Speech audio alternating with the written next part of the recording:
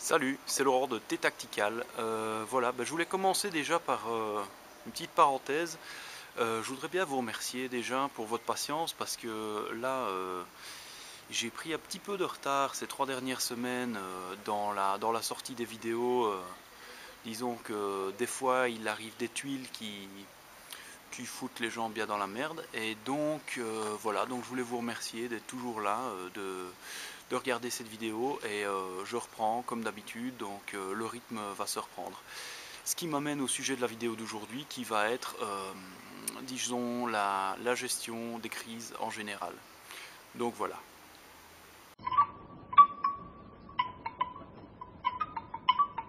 Salut, c'est Laurent de T-Tactical. Aujourd'hui, petite vidéo, comme j'ai dit, sur la gestion de crise. Alors là, il y a pas mal de trucs à dire, mais déjà, je vais définir un peu de quoi je parle. C'est-à-dire que par crise, les gens entendent différentes choses. Donc je vais définir, je vais parler principalement de deux grands thèmes, disons.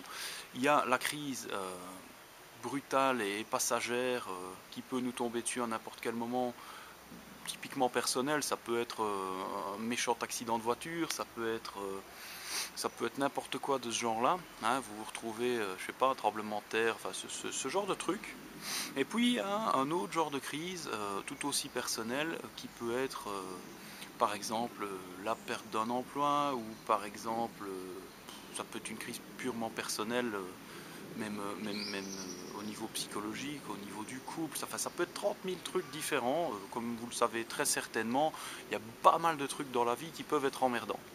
Bon, tout ce que je vais dire ici s'applique probablement aux deux types de crises, et s'applique aussi aux crises plus lourdes qui pourraient éventuellement nous tomber dessus de manière un peu plus large.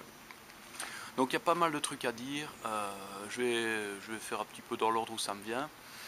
Première chose à savoir, on m'a posé des questions là-dessus, ça fait déjà un moment, et c'était un thème qui me semblait intéressant, et vu le contexte actuel par lequel je suis passé, je me suis dit que c'était le sujet idéal à traiter maintenant, parce que ça m'a amené à y réfléchir moi-même. Donc la question qu'on me posait, c'est d'un point de vue psychologique par exemple, comment garder son calme en cas de crise. Une autre question qui était plus ou moins liée, quelles sont les priorités, comment gérer notre état général quand on est confronté à une crise. Donc je vais commencer à répondre à ça. Je ne sais pas combien de temps la vidéo va faire, on va bien voir, elle sera peut-être en une partie, peut-être en deux, donc je vais voir, je vais bien voir. Première chose à savoir, quand on est confronté à une crise, peu importe la nature, l'état psychologique, c'est vraiment ce qu'il y a de plus important pour en sortir. Et la question, c'est comment rester motivé, comment rester proactif, comment rester à flot en fait. Parce que parfois, on peut très vite se retrouver enseveli sous les problèmes et ne plus voir le bout du tunnel et se demander comment faire. Donc ici, je vais un petit peu parler de ça. Première chose à savoir donc, c'est que ce qui fait le plus peur dans la vie en général, c'est l'inconnu. Ce que je veux dire par là, c'est que si vous avez une personne qui se retrouve dans une situation de crise, elle va le vivre d'une certaine façon. Si ça arrive à une personne qui a de l'expérience dans ce domaine-là, qui a déjà vécu ce genre de situation, elle va le vivre probablement différemment. Pourquoi? Tout simplement parce qu'elle a déjà été confrontée à ce genre de choses, parce qu'elle a déjà appris à reconnaître certains éléments, parce qu'elle a déjà un schéma qu'elle peut utiliser pour se sortir de ce genre de problème. Donc déjà, première chose, il faut autant que possible limiter l'impact de l'inconnu. Alors, il y a plusieurs façons de faire ça. Une des premières choses, comme dirait mon pote Yann, que vous avez déjà vu, c'est dans les crises, ceux qui s'en sortent le mieux, c'est ceux qui ont le plus de compétences dans le plus de domaines différents. Bon, ça c'est clair que c'est toujours vrai, donc se former, très important. Maintenant, on ne peut pas être préparé à tout, donc il y a aussi d'autres approches qui sont complémentaires. Et une des choses très importantes quand on se retrouve dans une situation de merde, c'est déjà observer ce qui se passe, ne pas se laisser enfermer dans notre état qui est négatif, notre état psychologique qui peut très vite se dégrader. C'est déjà observer un petit peu ce qu'on a autour de soi, recueillir un maximum d'informations sur la situation. C'est-à-dire que plus on va connaître ce qui nous entoure, plus on va être susceptible d'avoir des solutions pour y réagir. Moins on va connaître, forcément, plus on risque de paniquer. Et la panique est notre ennemi. Je vous donne un exemple tout bête, vous recevez un courrier chez vous, hein, l'heure commandée qui vient au choix l'administration, ce que vous voulez, mais la police, n'importe quoi, vous sentez que ça va être une amende, un procès, n'importe quoi, vous ne savez pas. Ouais, il y a deux grandes écoles, il y a ceux qui vont se dire, moi je laisse ça dans un coin, je ne l'ouvre surtout pas, et puis comme ça je verrai ça plus tard. Et puis il y a ceux qui l'ouvrent tout de suite. Moi je serais plutôt d'avis de vous dire, ouvrez ça tout de suite, parce que vous savez que ça va douiller, vous savez que ça va peut-être vous coûter du pognon. Eh ben, l'important c'est de savoir combien, parce que vous pourrez déjà mettre en route le schéma pour éventuellement vous en sortir. Ne pas savoir, c'est la pire chose qui soit. Vous allez peut-être vous stresser alors que le problème est moins grave que prévu, ou vous allez peut-être pas vous rendre compte que le problème est beaucoup plus grave que prévu. Donc première chose, identifiez exactement ce qui se passe. De la même façon, si vous vous retrouvez confronté à une situation problématique, que ce soit un accident ou n'importe quoi, observez, récupérez un maximum d'informations sur ce qui se passe autour de vous, sur ce qui est en train d'arriver. Essayez de comprendre autant que possible ce qui est en train de vous arriver. Donc ça, c'est très important, ça limitera le facteur inconnu et donc le facteur qui va vous amener dans une situation de stress et diminuer votre efficacité. Ça, première chose très importante. Deuxièmement, une fois que vous avez un petit peu regardé ce qu'il y a autour de vous, ce qu'il faut continuer à faire tout au long de la crise, parce que c'est très important de continuer à regarder, de continuer à observer autour de vous pour voir comment les choses évoluent, il faut établir ses priorités. Alors les priorités pour gérer un problème, c'est pas compliqué, c'est un petit peu la même approche que dans le T3C par exemple, ou dans d'autres domaines, c'est treat first, what kill first. C'est-à-dire, on va s'occuper en premier de ce qui va nous dégommer le plus vite. Donc, si vous êtes dans votre voiture, que vous venez de vous cracher, c'est pas compliqué. Si la voiture est en feu, il faut dégager de là. Ça, c'est la priorité. Si vous vous retrouvez dans une situation financière qui pose problème, il va falloir se poser la question, quel est le truc qui me menace le plus immédiatement et qu'est-ce que je peux faire pour y réagir. Donc, première chose, établir vos priorités. Vous êtes dans une situation de merde, il faut commencer à se poser la question, quel est le plus gros risque auquel je suis confronté ? Ensuite, quel est le suivant ? Et ainsi de suite. Vous établissez une liste de priorités. Étape suivante, cette liste de priorités, il va falloir se poser la question, comment est-ce que je peux agir sur chacun de ces points ? Déjà, l'idéal est d'agir sur les points les plus importants immédiatement. Malheureusement, ce n'est pas toujours possible. Parfois, on ne peut pas résoudre le problème, mais il faut toujours s'efforcer de le gérer. C'est-à-dire que la maison est en feu, vous ne pouvez pas éteindre le feu, une façon de réagir, c'est d'évacuer. Donc, il faut de toute façon traiter les choses les plus urgentes au plus vite. Ça, c'est très très important. Donc, observer, établir des priorités et commencer à traiter les priorités l'une après l'autre. À quoi ça sert et comment ça marche ? En fait, vous allez vous retrouver, au lieu de regarder un problème dans sa globalité et de vous dire « Oh mon Dieu, comment je vais sortir de ça, je suis foutu » et de laisser votre mental s'effondrer, vous allez regarder les choses détail par détail, prendre un point après l'autre et résoudre des problèmes un après l'autre. C'est-à-dire que le plus important, c'est, et ça c'est un petit peu le quatrième point, c'est d'agir. C'est-à-dire qu'il faut vous maintenir occupé. Il faut agir de manière constructive, évidemment, pas faire n'importe quoi, mais autant que possible vous maintenir occupé. L'inaction, c'est ce qui va faire descendre votre mental en flèche. Donc l'idée, ça va être de vous fixer de petits objectifs et d'aller chercher de petits succès à travers ces objectifs. C'est-à-dire que si, encore une fois, vous regardez une situation dans son ensemble et que vous vous dites « Oh mon Dieu, il vient de me tomber une tuile monstrueuse dessus, comment je vais faire pour résoudre ça en une étape ?» Vous n'y arriverez probablement pas et vous allez probablement paniquer, votre mental va être affaibli. Donc l'idée, ça va être de découper la tâche en petits morceaux et de commencer à traiter les plus urgents tout de suite. Vous avez une montagne de paperasse, vous prenez le premier, le plus important, et vous commencez à le traiter. Vous avez un problème avec des accidentés, des gens qui sont blessés, vous repérez celui qui semble demander le plus de soins, vous vous occupez de celui-là, et ainsi de suite. Mais il faut se maintenir occupé. Parce que dans ces cas-là, l'action, c'est ce qui vous permet de garder un mental qui reste actif. Donc ça, c'est particulièrement important.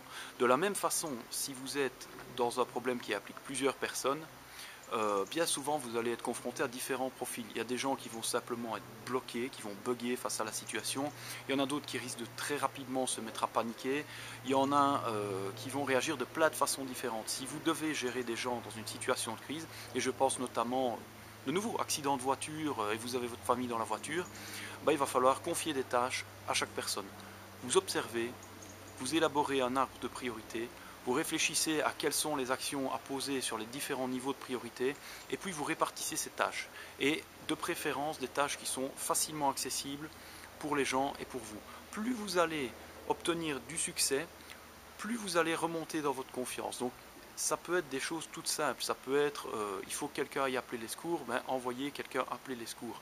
Ça peut être il faut que quelqu'un aille attendre pour une ambulance, envoyez-le attendre une ambulance. Ça peut être il faut trouver une couverture pour couvrir un blessé, donnez cette mission à quelqu'un. Pour les connaisseurs de Shrek, je vous renvoie à Fleur bleue, épine rouge. Donc voilà, l'idée c'est de maintenir les gens occupés, de vous maintenir occupés pour diminuer le taux de stress, pour être dans l'action, c'est particulièrement important.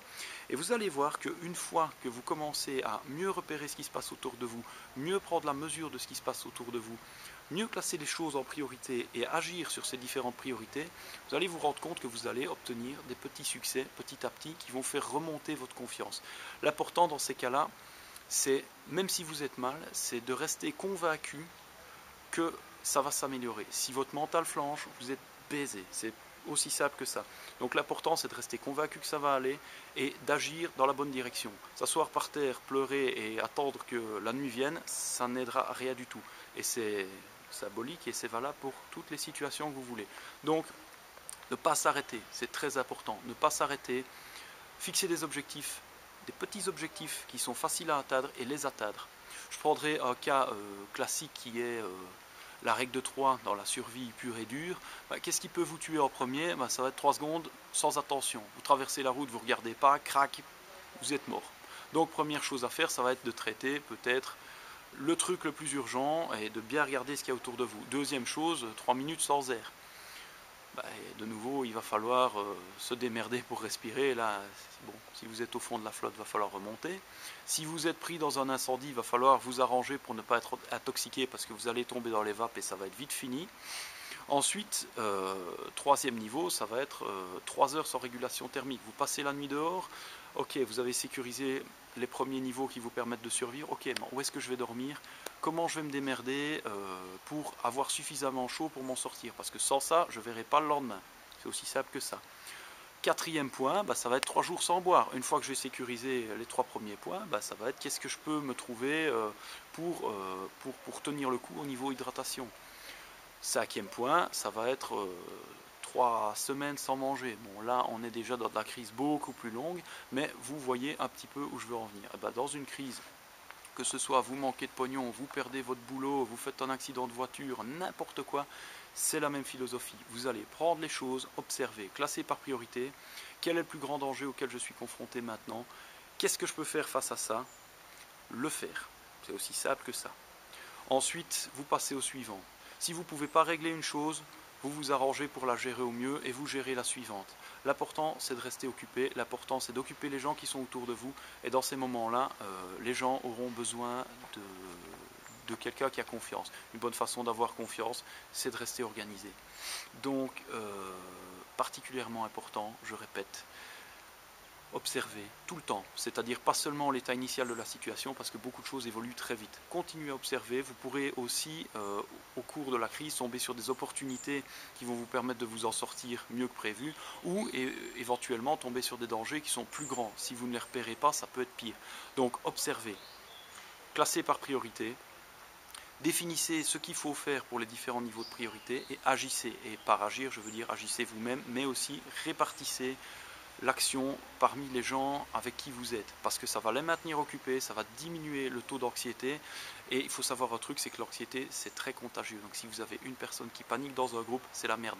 Si vous, en tant que père de famille, par exemple, vous êtes confronté à une situation économique difficile, si vous ne diminuez pas, vous, votre niveau d'anxiété, vous allez le communiquer à votre famille, ça va être la merde à tout niveau. À tout niveau. Donc il est très très important de prendre l'habitude de gérer les choses comme ça, dans l'ordre. C'est pas toujours facile, vous ne voyez pas nécessairement le bout du tunnel, mais une chose est sûre, si vous vous arrêtez, vous êtes mort. L'important c'est de continuer. Et en continuant, vous pourrez vous rendre compte qu'il y a souvent des opportunités que vous n'aviez simplement pas vues au début, ou tout simplement que votre état psychologique vous empêchait de voir. Donc, si vous êtes dans la merde, et ça arrive à tout le monde à un moment ou à un autre, c'est vraiment important, suivez ces étapes, continuez à vous bouger, parce que le plus important c'est de faire face aux problèmes en fait. Le fuir, ça ne vous aidera pas. Attention que quand je dis fuir, c'est dans un sens bien particulier. S'il y a le feu chez vous, ça ne veut pas dire battez-vous à main nue contre le feu, évacuez. Mais évacuer, c'est pas nécessairement fuir. Fuir, c'est par exemple, bah là ça va pas dans ma vie, je vais me réfugier dans l'alcool et puis ça ira mieux demain. Ça ira pas mieux demain. Ça ira pas mieux demain. Le simple fait de picoler, ça va simplement retarder le moment où vous allez devoir faire face au problème. Et à ce moment-là, il aura vraisemblablement grossi. Donc voilà, c'est particulièrement important. Dans la vie, des fois, c'est la merde. Parfois, il faut vraiment se bouger pour s'en sortir. Parfois, ça demande beaucoup d'efforts. Mais si vous suivez ces étapes, au moins, ça vous permet de garder un état psychologique qui va vous permettre de faire face et qui va vous permettre de continuer à avancer. Le plus important, c'est de continuer à avancer. Et vous verrez, le bout du tunnel n'est pas toujours aussi loin que vous pensez. Vous verrez que parfois, vous tomberez sur des occasions qui vont vous aider à vous en sortir. Et donc, le plus important, c'est de rester en confiance. Et pour rester en confiance, il faut agir et savoir à quoi on est confronté. Donc voilà, ça c'est un petit peu un tour rapide d'horizon à ce niveau-là. N'hésitez pas, si vous avez des questions, si vous avez envie de réagir, de commenter, n'hésitez pas à commenter cette vidéo ou à m'envoyer un mail, ou si vous avez des questions pour approfondir un peu le sujet, j'y répondrai, il n'y a pas de souci. Et puis d'ici là, comme d'habitude, je vous dirai, il reste des dates de formation. Si vous voulez vous former dans des domaines et augmenter votre base de compétences, n'hésitez pas à venir me voir, à venir nous voir même. Ici, le 22 et 23 novembre, on a encore une formation qui est prévue à Paris, qui va être cool, évidemment, comme d'hab. On en a aussi début décembre, là ce sera plutôt à niveau 1, donc défense, lien social, premiers soins. Donc n'hésitez pas. Et en attendant, donc, pour continuer à me suivre, n'hésitez pas à vous inscrire à la newsletter sur t-tactical.eu. En haut à droite, vous trouverez une boîte dans laquelle vous pouvez remplir votre adresse mail, votre nom. Vous vous inscrivez, vous recevrez ma newsletter avec toutes les vidéos au fur et à mesure qu'elles sortent, les articles, les dates de formation, ce genre de choses. Deuxièmement, vous pouvez toujours me suivre sur Facebook. Donc vous trouverez sur t-tactical.eu un cadre à droite dans lequel vous trouverez un lien vers ma page Facebook où vous pouvez toujours venir me rajouter un like parce que ça fait toujours plaisir d'être soutenu. Et enfin, dernière chose que vous pouvez faire, comme vous regardez très certainement la vidéo sur YouTube, vous pouvez vous abonner à la chaîne YouTube en cliquant sur le bouton qui est en haut à droite, quelque part par ici. Et là, vous recevrez par mail évidemment les mises à jour de la chaîne. Donc voilà, c'était une petite vidéo peut-être un petit peu particulière, mais là on revient vraiment dans les vidéos de ressources, c'est-à-dire de connaissances pour traiter des cas de la vie de tous les jours. Je pense que c'était important de venir là-dessus. Et c'est vraiment important d'avoir au moins des pistes pour savoir quoi faire quand on est dans la merde, parce que tout le monde y arrive tôt ou tard, à son niveau, ça peut être à différents niveaux. Donc voilà, j'espère que ça vous a aidé. Et puis n'oubliez pas, hein, pensez toujours, soyez responsable, parce que si ça foire, qui va ramasser? Voilà, je vous laisse et à bientôt sur t-tactical.eu. Ciao ciao.